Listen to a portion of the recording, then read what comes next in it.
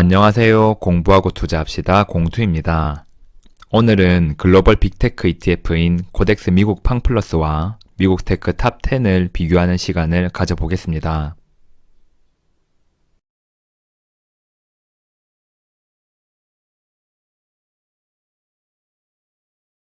목차를 말씀드리겠습니다. 첫 번째는 빅테크의 약진입니다. 최근 연이어 신고가를 달성하는 빅테크 기업들의 상승 동력을 살펴보겠습니다. 두 번째는 팡플러스 미국 테크 탑 10의 차이점입니다. 글로벌 빅테크로 구성된 ETF 두 가지의 차이점을 알아보겠습니다. 마지막으로 요약 및 의견을 말씀드리겠습니다. 다음 기사는 10월 31일 기사입니다. MS 다시 애플 제쳤다. 16개월 만에 글로벌 시총 1위 탈환. 전 세계 시가총액 1위가 바뀌었습니다. 마이크로소프트의 꾸준한 주가 상승이 결국에는 애플을 제치고 말았습니다.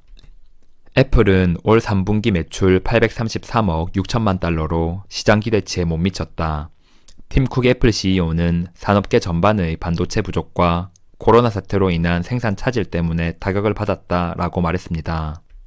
반면 MS는 탄탄한 클라우드 사업 덕분에 호실적을 기록했다. 3분기 매출은 1년 전보다 22% 늘어난 453억 1,700만 달러였다. 코로나로 인해 재택근무가 늘어나면서 화상회의를 통해 업무를 하는 경우가 많아져 가상 서버 수요가 증가해 마이크로소프트의 수익이 증가하였습니다. 그리고 수익 증가가 주가에 반영되어 높은 수익률을 기록할 수 있었습니다. 테슬라의 주가도 급등하였습니다. 서학개미 앞불사 다시 1000슬라 육박하는 테슬라. 테슬라 1100달러도 돌파, 1000슬라가 아니라 1100슬라 됐다. 테슬라 8.49% 급등, 1200달러도 돌파.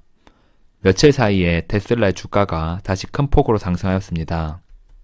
예상보다 실적이 좋았기 때문이기도 하지만 많은 투자자들이 더 큰 상승을 기대하고 추격 매수를 이어가고 있어 테슬라의 주가가 급등한 것으로 보입니다. 다음 기사는 2020년 8월 기사입니다. 빅테크 중심의 끝은 폭락. 1999년 닷컴 버블 붕괴와 2020년 주식장이 닮은 꼴이라는 분석이 잇따라 나오고 있다. 닷컴 버블은 과거 인터넷 기업에 대한 무분별한 주식 투자로 인해 인터넷 관련주의 주가가 폭등했고 그것이 거품으로 밝혀져 주식시장이 폭락했던 사건을 말합니다.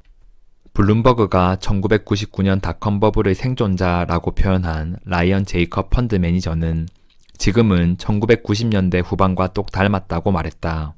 그의 말이 맞다면 이 흐름의 끝은 폭락이다.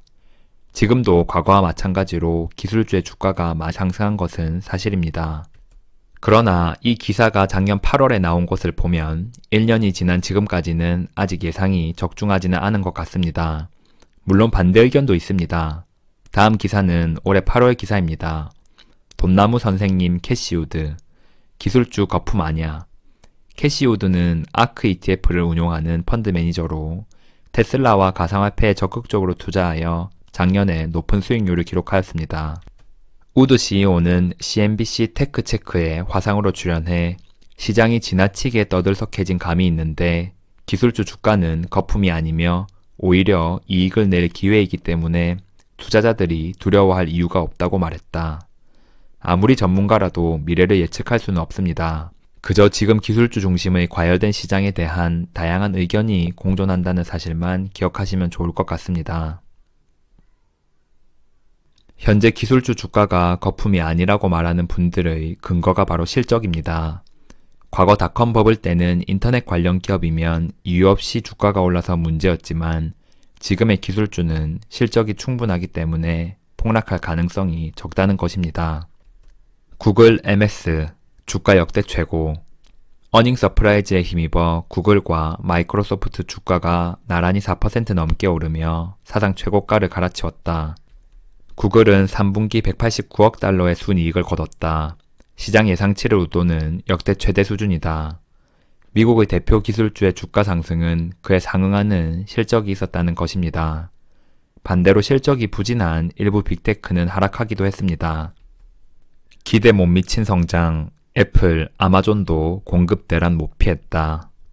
애플과 아마존이 28일 시장 기대치에 못 미친 3분기 실적을 내놨다. 전 세계적인 공급난이 원인이다. 애플과 아마존의 올해 주가 상승률은 다른 빅테크에 비해서는 낮은 편이었습니다. 기대치보다 실적이 낮았던 것이 하나의 원인으로 작용했습니다. 그만큼 주가는 실적과 큰 연관이 있습니다. 전설적인 펀드 매니저 피터 린치는 본인의 저서 월가의 영웅에서 다음과 같이 말했습니다. 주식을 조사할 때 첫 단계에서 확인할 사항은 이익은 얼마나 되는가이다. 팡플러스 미국 테크 탑10 차이점입니다. 글로벌 빅테크 기업이 포함된 국내 상장 ETF로는 두 가지가 있습니다. 코덱스 미국 팡플러스와 타이거 미국 테크 탑10입니다. 컨셉은 비슷하지만 차이점이 분명합니다. 어떤 부분이 어떻게 다른지 꼼꼼하게 비교하며 설명드리겠습니다. 제가 이전에 두 개 ETF를 설명하는 영상을 각각 업로드한 적이 있습니다. 오늘 영상 내용은 두 ETF에 대해서 잘 모를 경우 이해하기 조금 어려울 수도 있습니다. 두 가지 ETF에 대한 영상을 시청한 후 이 영상을 보시거나 이 영상을 다 보신 후에라도 개별 ETF를 설명하는 영상을 시청하시길 추천드립니다.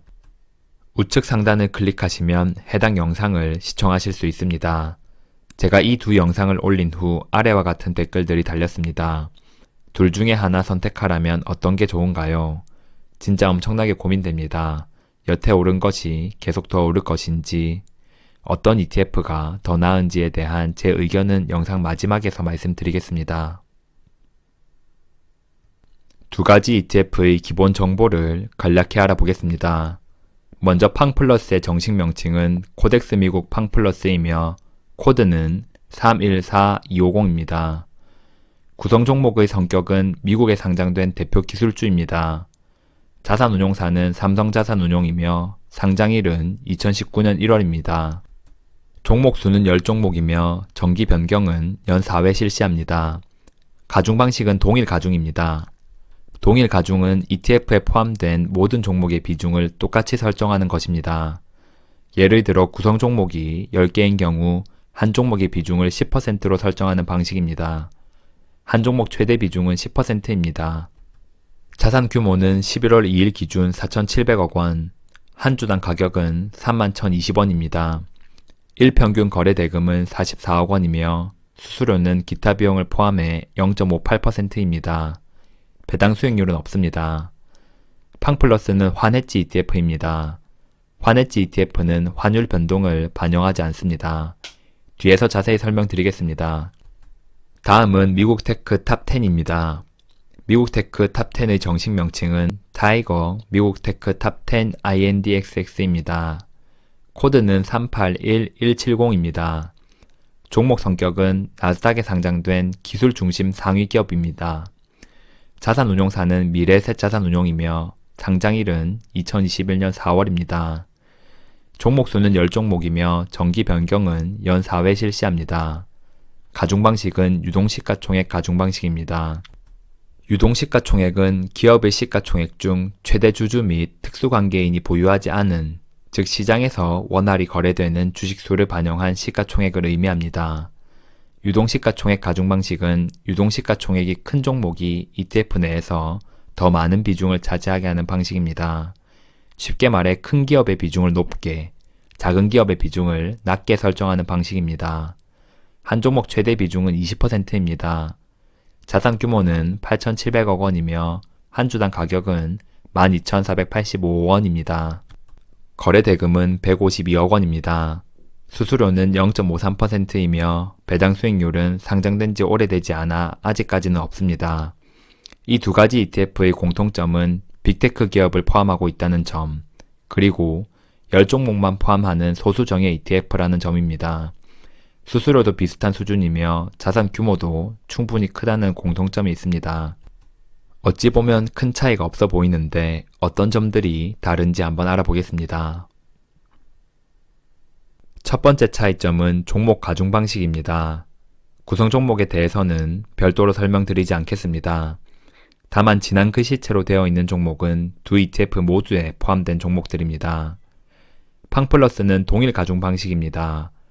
따라서 종목별 비중 차이가 크지 않고 매 분기마다 종목 비중이 10%로 조정됩니다.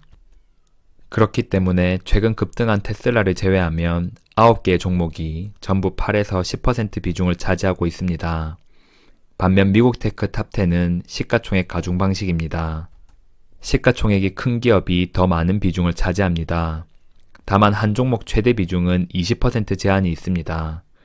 마이크로소프트와 애플이 약 20% 수준이며 하위 종목인 페이팔과 컴캐스트는 2%대를 차지하고 있습니다. 동일 가중 방식과 시가총액 가중 방식 중 어느 것이 더 낫다고 단언하기는 어렵습니다. 시장 상황에 따라서 다른 결과가 나오기 때문입니다. 두 번째 차이점은 중국 종목 보유 여부입니다. 팡플러스는 10개 종목 중 2개 종목이 중국 주식입니다. 알리바바와 바이두입니다. 몇 개월 전 시진핑의 압박 때문에 알리바바를 비롯한 중국 빅테크의 주가가 큰 폭으로 하락하였습니다. 최근 1년 수익률을 살펴보면 알리바바는 46% 하락, 바이두는 36% 하락하였습니다. 반면 미국의 빅테크는 큰 폭으로 상승하였습니다. 테슬라는 176%, 엔비디아는 103% 상승하였고 마이크로소프트와 구글도 각각 61%, 77% 상승하였습니다. 미국 테크 탑10은 모두 미국 주식만 포함하고 있습니다. 그렇기 때문에 최근 1년 수익률이 팡플러스보다 좋았습니다. 수익률은 뒤에서 다시 설명드리겠습니다. 중국 주식에 투자하고 싶지 않다고 생각하시는 분들은 미국 테크 탑10이 더 마음에 드실 것이라 생각됩니다. 반면 중국 빅테크도 세계적인 수준이며 ETF 내 20% 정도는 보유할 수 있다고 생각하시는 분들께서는 팡플러스도 충분히 매력적이라고 생각됩니다. 세 번째 차이점은 구성 종목입니다. 팡플러스는 구성 종목의 비중이 정기적으로 조정되지만 종목 자체가 변경되지는 않습니다. 정확히 말씀드리면 변경되지 않는 것이 아니라 변경된 적이 없었습니다.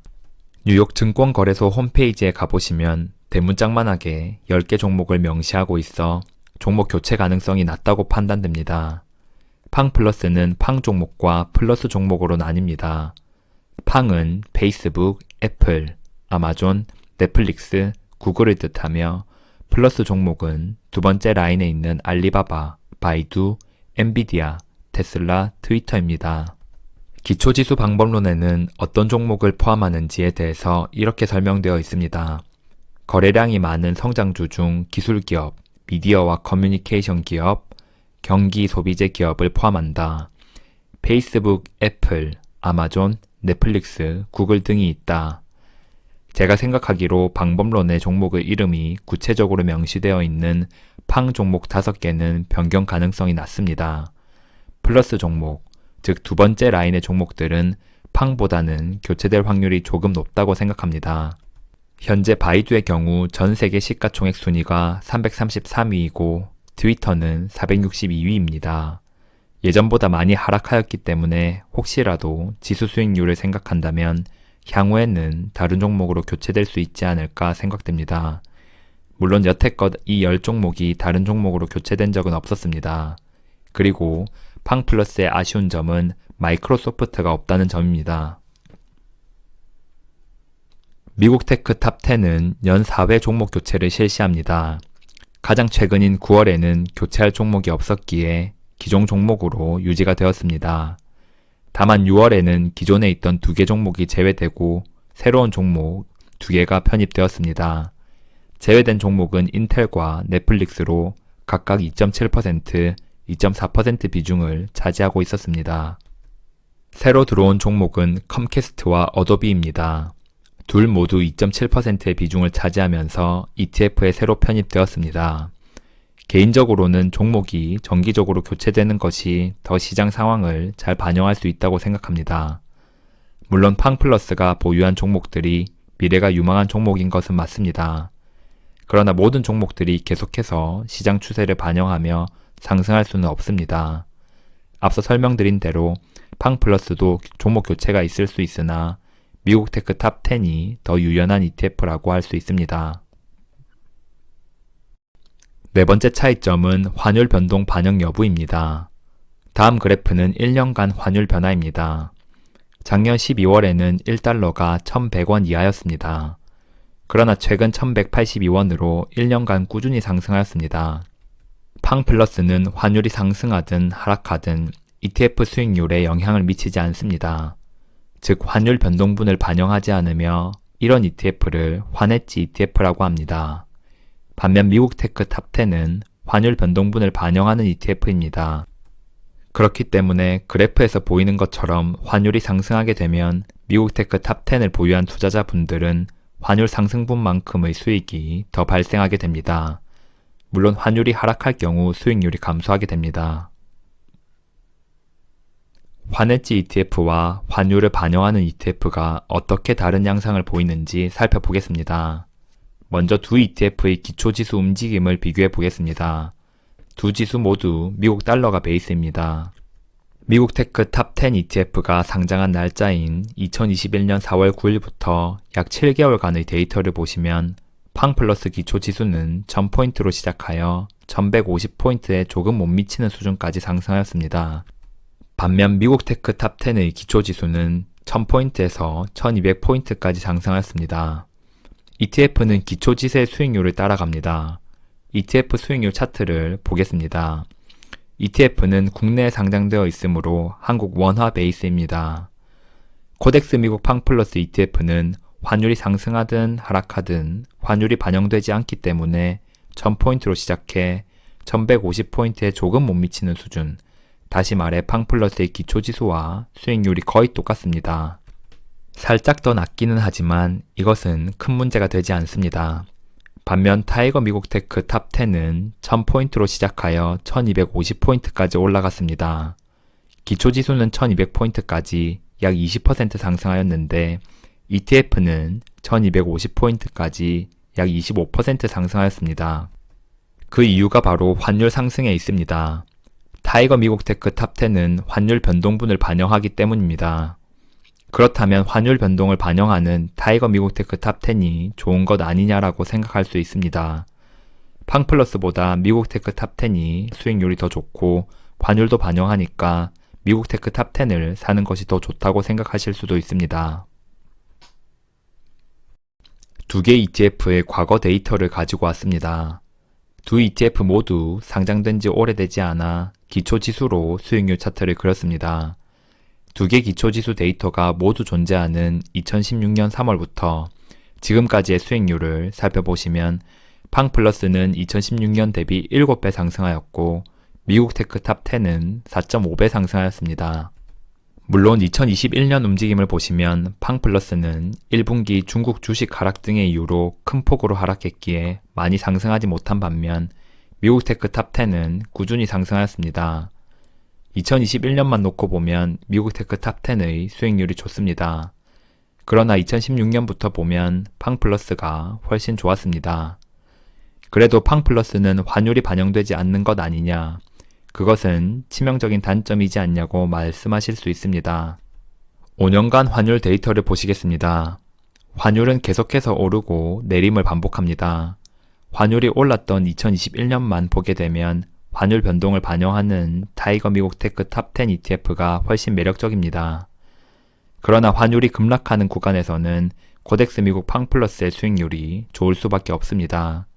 두 개 ETF 중에 앞으로 어느 것이 더 수익률이 높은 ETF인지에 대한 제 의견을 말씀드리겠습니다.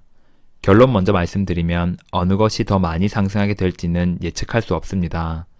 이 두 가지 ETF 중에서 어떤 것이 더 많이 오를지에 대해서 자신 있게 말하기 위해서는 앞으로 환율은 어떻게 변동될 것인지, 중국 종목의 주가 변동은 어떻게 움직일지, ETF 내 종목이 어떻게 변경될지를 전부 다 예측할 수 있어야 한다고 생각합니다. 하지만 두 개 중에서 제가 더 좋아하는 ETF는 말씀드릴 수 있습니다. 저는 두 개 중에서 항상 팡플러스를 더 선호했습니다. 그 이유는 중국 주식이 포함되어 있기 때문입니다. 저는 중국 빅테크가 가지는 리스크는 분명 있지만 성장성은 높이 평가하는 편입니다.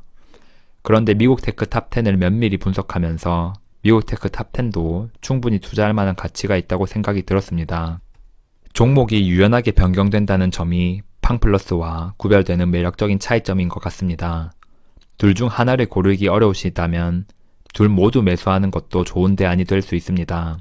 저도 두 개 ETF 모두 보유하고 있습니다.